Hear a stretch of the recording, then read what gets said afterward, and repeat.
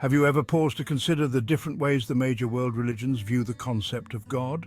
Each tradition carries profound beliefs about the divine, rooted in centuries of theological and philosophical reflection.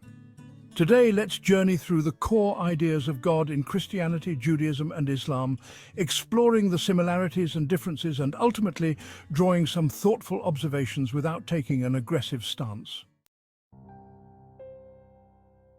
First, let's explore Christianity. Central to Christian theology is the concept of the Trinity, which describes God as three distinct persons: the Father, the Son, Jesus Christ, and the Holy Spirit, yet one in essence. This idea was developed over the early centuries of Christianity and is often regarded as a divine mystery, something beyond complete human comprehension. Christians believe Jesus is the incarnate Son of God, fully divine, yet also fully human, who came to earth to offer salvation to humanity.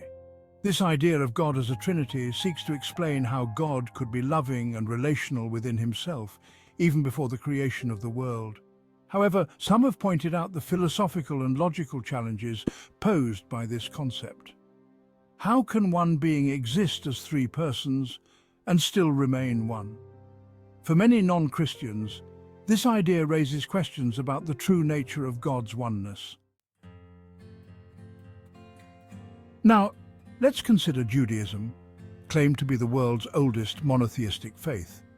The Jewish concept of God is strikingly simple and purely monotheistic.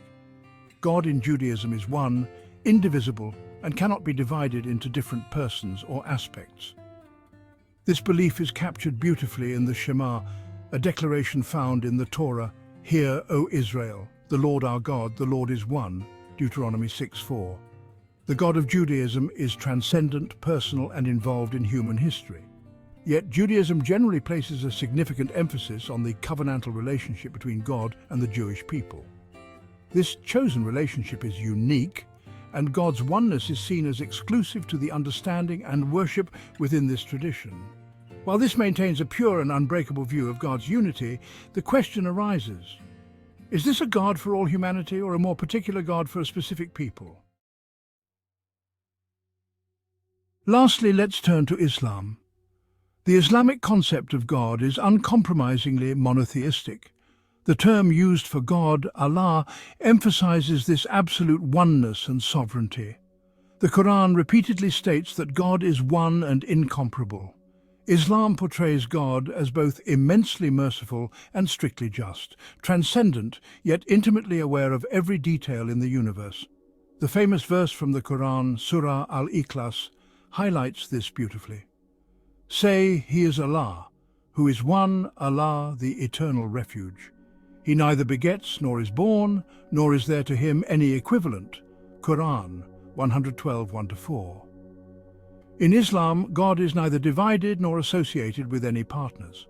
This absolute unity avoids the complexities of the Trinity and the particularity seen in Judaism, offering a more universal and direct understanding of God. Despite these clear distinctions, there are undeniable similarities between these faiths. All three traditions speak of a God who is the creator, the sustainer of the universe, and deeply involved in the lives of human beings. They call for devotion, morality, and an ultimate accountability before God. So, what sets them apart? The understanding of God's nature and relationship with humanity. As we reflect on these beliefs, one could argue that the Islamic concept of God stands out for its emphasis on simplicity and universality. It doesn't carry the philosophical difficulties of the Trinity or the exclusivity of a covenantal God. Yet it offers a God who is both deeply compassionate and supremely powerful, transcendent yet personal.